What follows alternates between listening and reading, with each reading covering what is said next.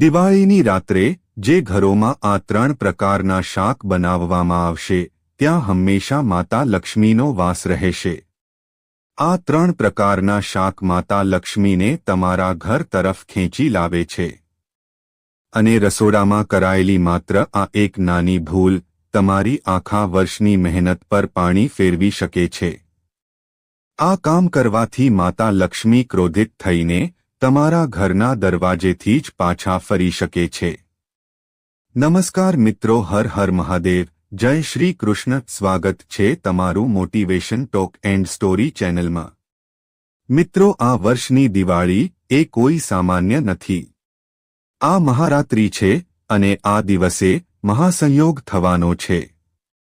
આ એ સમય છે જ્યારે અંધકાર પર પ્રકાશનો અને અજ્ઞાન પર જ્ઞાનનો વિજય થાય છે।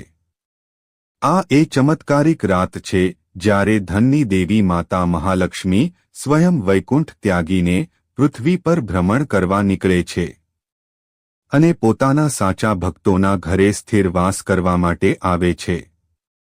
દરેક વ્યક્તિ, દરેક ભક્તની એ જ મનોકામના હોય છે કે માતા લક્ષ્મી તેમના ઘરે પધારે અને તેમના ધનના ભંડાર ભરી દે અને આવનારું આખું વર્ષ ઘરમાં સુખ, સંપત્તિ, સ્વાસ્થ્ય અને સૌભાગ્યની વર્ષા કરે। પરંતુ ભક્તો, માતા લક્ષ્મીનો આ સ્થિર વાસ ત્યારે જ સંભવ બને છે જ્યારે આપણું ઘર, આપણું મન અને સૌથી અગત્યનું આપણું રસોડું સંપૂર્ણપણે શુદ્ધ અને સાત્વિક હોય। જી હા મિત્રો, રસોડું એ ઘરનું હૃદય છે જ્યાં સ્વયં અગ્નિદેવ અને માતા અન્નપૂર્ણાનો વાસ હોય છે। દિવાળીના દિવસે તમારા રસોડામાં બનતું ભોજન અને ત્યાંની ઊર્જા તમારા આખા વર્ષનું ભાગ્ય નક્કી કરવાની શક્તિ ધરાવે છે। આજે અમે તમને એ જ ગુપ્ત વાસ્તુ નિયમો અને શાસ્ત્રોમાં જણાવવામાં આવેલા રહસ્યો જણાવીશું કે દિવાળી પર કયું ભોજન લક્ષ્મી માતાને આકર્ષિત કરે છે, કઈ ભૂલોથી દેવી ક્રોધિત થાય છે અને કયા અચૂક ઉપાયો કરવાથી માતા લક્ષ્મીની અખૂટ કૃપા તમારા પર વરસી શકે છે। જો તમે પણ માતા લક્ષ્મીના સાચા ભક્ત હો તો કોમેન્ટ બોક્સમાં જય માતા લક્ષ્મી અને તમારા કુળદેવીનું નામ લખીને માતાને તમારા ઘરમાં આવકારો અવશ્ય આપજો અને આ વિડિયોને તમારા મિત્રો અને પરિવારજનો સાથે શેર જરૂરથી કરજો। તો ભક્તો, સૌથી પહેલા એ જાણીએ કે દિવાળીનું એ દિવ્ય ભોજન અને ભોગ કયો છે જે માતાને પ્રસન્ન કરે છે। સૌથી પહેલું અને સૌથી મુખ્ય શાક છે સૂરણ। વાસ્તુ અને ધર્મશાસ્ત્રોમાં જમીનની અંદર ઉગતા આ કંદને ધરતીનું ગુપ્ત ધન અને કુબેર કંદ માનવામાં આવે છે। એવી અટલ માન્યતા છે કે દિવાળીના દિવસે જે ઘરમાં સૂરણનું શાક બને છે અને પ્રસાદ રૂપે ગ્રહણ કરાય છે તે ઘરમાં ધનની વૃદ્ધિ થાય છે અને આવું ઘર આર્થિક રીતે સમૃદ્ધ બને છે। બીજું દિવ્ય શાક છે કાચા કેળા। કેળાના વૃક્ષને દેવગુરુ બૃહસ્પતિ અને ભગવાન વિષ્ણુનું જીવંત પ્રતીક માનવામાં આવે છે અને શાસ્ત્રોમાં પણ કહેવામાં આવ્યું છે કે જ્યાં ભગવાન વિષ્ણુ હોય છે ત્યાં જ માતા લક્ષ્મી વાસ કરે છે। આ દિવસે કાચા કેળાનું સાત્વિક શાક બનાવીને ભગવાનને ભોગ ધરાવવાથી ઘરમાં લક્ષ્મીનારાયણની સંયુક્ત કૃપા વરસે છે અને પતિ-પત્નીના સંબંધોમાં અખંડ મધુરતા આવે છે। ત્રીજું શાક છે કોળું એટલે કે પમ્પકિન। કોળાનો પીળો કે કેસરી રંગ સુવર્ણ એટલે કે સોનાનું પ્રતીક છે। આ દિવસે સાત્વિક રીતે બનેલું કોળાનું શાક ભોજનમાં સામેલ કરવાથી કુંડળીમાં ગુરુ ગ્રહ મજબૂત બને છે અને ગુરુ ધન અને જ્ઞાનનો કારક છે। હવે જાણીએ માતાનો વિશેષ પ્રસાદ એટલે કે મખાણાની ખીર। ભક્તો, યાદ રાખજો, જે રીતે માતા લક્ષ્મી સમુદ્ર મંથનમાંથી પ્રગટ થયા હતા એ જ રીતે મખાણા પણ જળમાંથી એટલે કે કમળના છોડમાંથી ઉત્પન્ન થાય છે। મખાણા માતા લક્ષ્મીનું સાચું અને જીવંત પ્રતીક છે। દિવાળીની રાત્રે ચોખા અથવા શુદ્ધ મખાણાની ખીર બનાવીને માતા લક્ષ્મીને ભોગ અવશ્ય લગાવજો। જે ઘરમાં આ ખીરનો પ્રસાદ વહેંચાય છે ત્યાં ધન ધાન્યના ભંડાર હંમેશા ભરેલા રહે છે. ત્યારબાદ આવે છે ફળોનો ભોગ, સીતાફળ અને શેરડી. મિત્રો, આ દિવસે માતાની પૂજામાં આ 5 પ્રકારના ફળ અવશ્ય રાખજો, જેમાં સીતાફળ મુખ્ય છે. કહેવાય છે કે સીતાફળમાં સ્વયં માતા સીતા અને લક્ષ્મીજીનો આશીર્વાદ હોય છે. આ દિવસે પ્રસાદ રૂપે સીતાફળ ખાવાથી જીવનમાં શીતળતા આવે છે. સાથે જ શેરડી પણ અવશ્ય અર્પણ કરજો. શેરડી સમૃદ્ધિ અને મીઠાશનું પ્રતીક છે. માતાને શેરડી અર્પણ કરવાથી જીવનમાં ધનની સાથે સંબંધોમાં પણ મીઠાશ આવે છે. મિત્રો, હવે આપણે જાણીએ કે આ દિવાળીના તહેવાર પર આપણે કઈ કઈ વસ્તુ ન ખાવી જોઈએ. જો તમે ભૂલથી પણ આ પવિત્ર દિવસોમાં આવી વસ્તુ ખાઈ લો છો તો માતા લક્ષ્મી તમારાથી નારાજ થઈ જાય છે અને તમારું ઘર છોડીને હંમેશા માટે ચાલ્યા જાય છે. તો ભૂલથી પણ આ દિવાળીના દિવસોમાં આ વસ્તુ તમારા ઘરમાં ન બનાવતા અને ખાતા પણ નહીં. પહેલી વસ્તુ છે માંસાહારી ખોરાકનો ઉપયોગ. પહેલો અને મુખ્ય નિયમ એ છે કે માંસાહારી ખોરાક ટાળવો. દિવાળીના પવિત્ર દિવસોમાં માંસાહારી ખોરાક ખાવાની સંપૂર્ણ મનાઈ છે. ધાર્મિક દ્રષ્ટિકોણથી માંસાહારી ખોરાક માત્ર શારીરિક રીતે જ અયોગ્ય માનવામાં આવતું નથી, પરંતુ તે તમારી આધ્યાત્મિક પ્રગતિને પણ અવરોધે છે. માંસાહારી ખોરાક ખાવાથી શરીરમાં તામસિક ગુણો વધે છે, જે માનસિક શાંતિ અને અસંતુલનને પણ અસર કરે છે.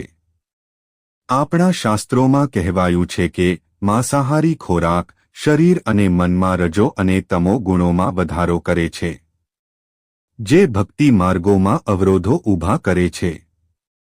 તેથી આ દિવસે માંસાહારી ખોરાક જેવા કે ઈંડા, માછલી, ચિકન કે કોઈ પણ પ્રકારનું માંસ ન ખાવું જોઈએ.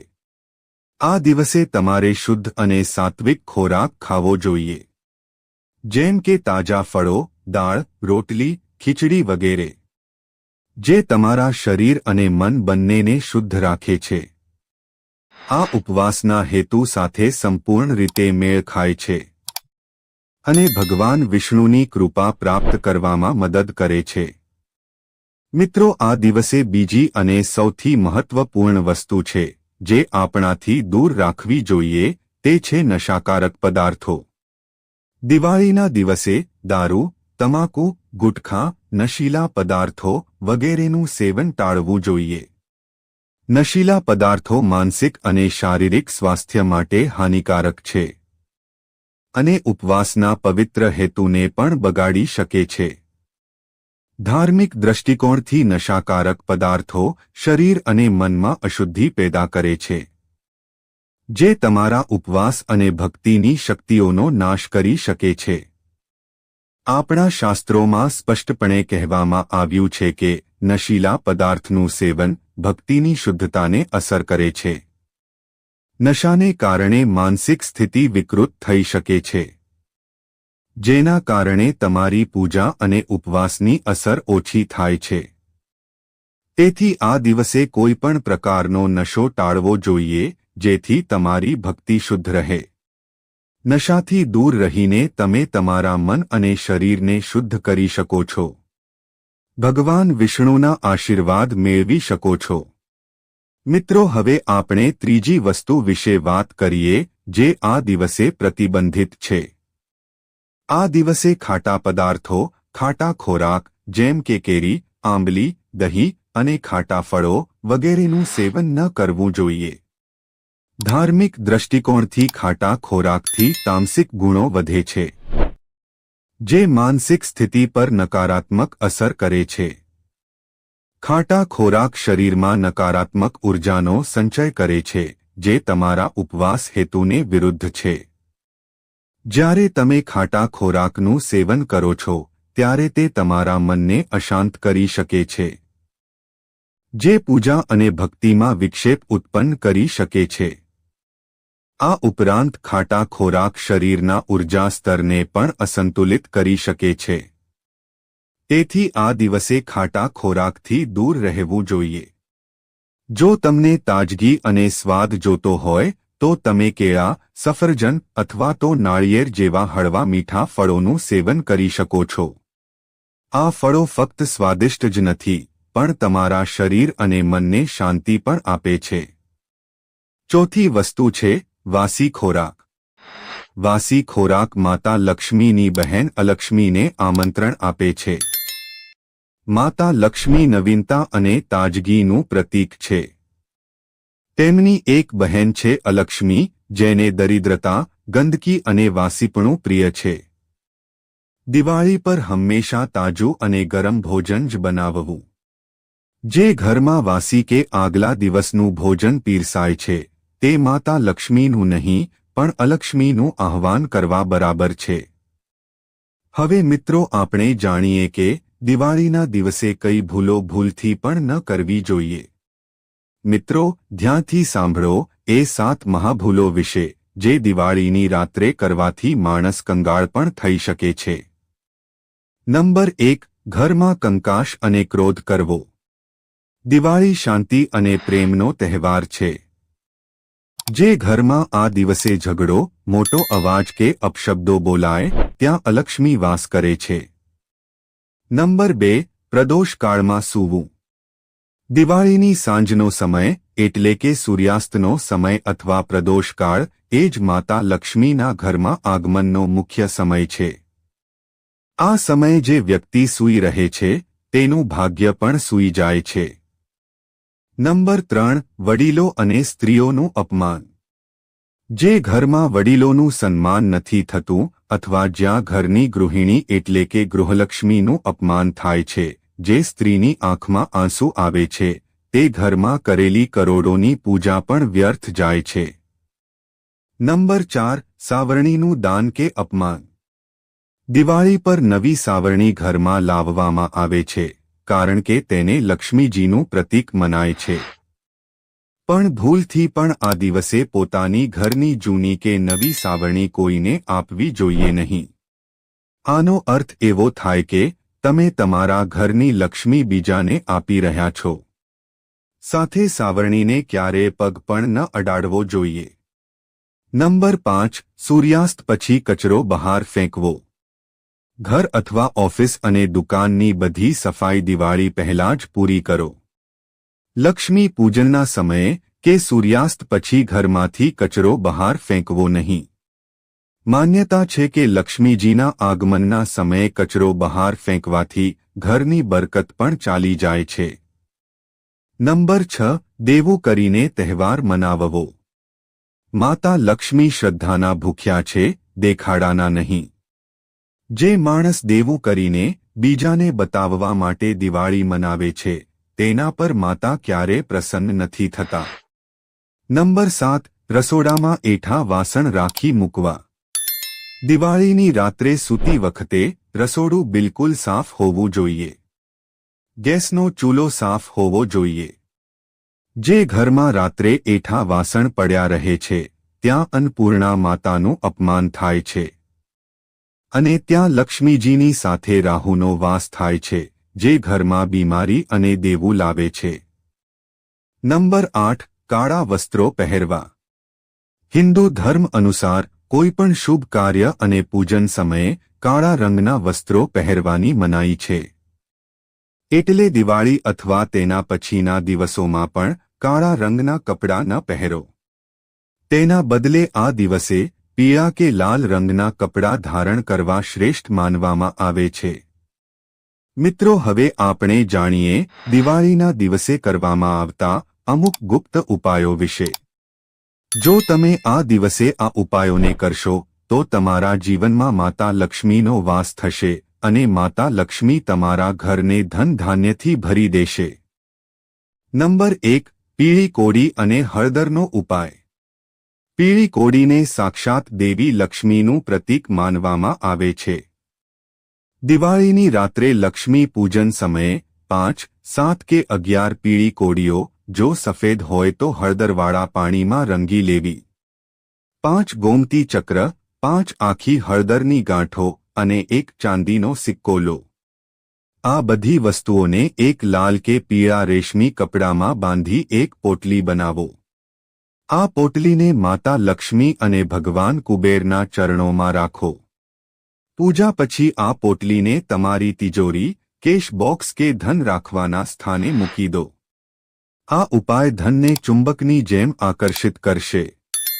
નંબર 2. ચાંદીનો હાથી, ધનની સ્થિરતા માટે. હાથીને ઐરાવતનું પ્રતીક એટલે કે રાજસી શક્તિ અને સમૃદ્ધિનું પ્રતીક માનવામાં આવે છે. દિવાળીની પૂજા પહેલા બજારમાંથી એક નાનો નક્કર ચાંદીનો હાથી લઈ આવો. દિવાળીની રાત્રે પૂજામાં આ હાથીને પણ રાખો અને તેની પૂજા કરો. પૂજા પૂર્ણ થયા પછી આ ચાંદીના હાથીને પણ તમારી તિજોરીમાં મૂકી દો. આ ઉપાય કરવાથી રાહુનો અશુભ પ્રભાવ શાંત થાય છે અને ઘરમાં આવેલું ધન સ્થિર રહે છે.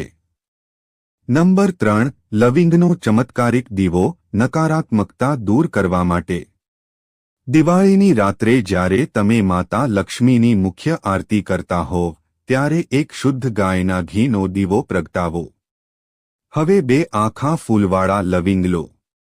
આ બંને લવિંગને એ દીવાની અંદર ઘીમાં નાખી દો.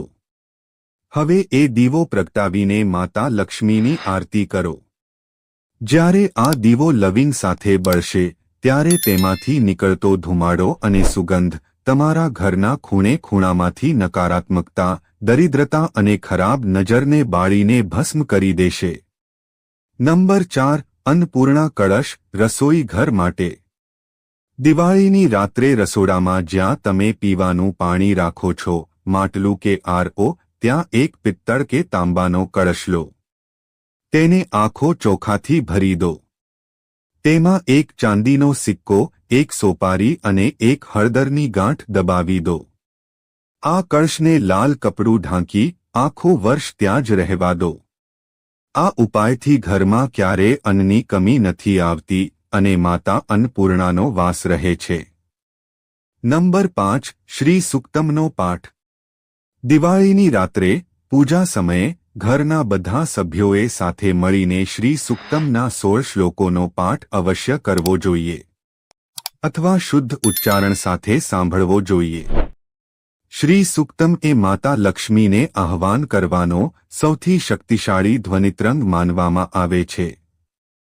આ પાઠથી માતા લક્ષ્મી તુરંત પ્રસન્ન થાય છે.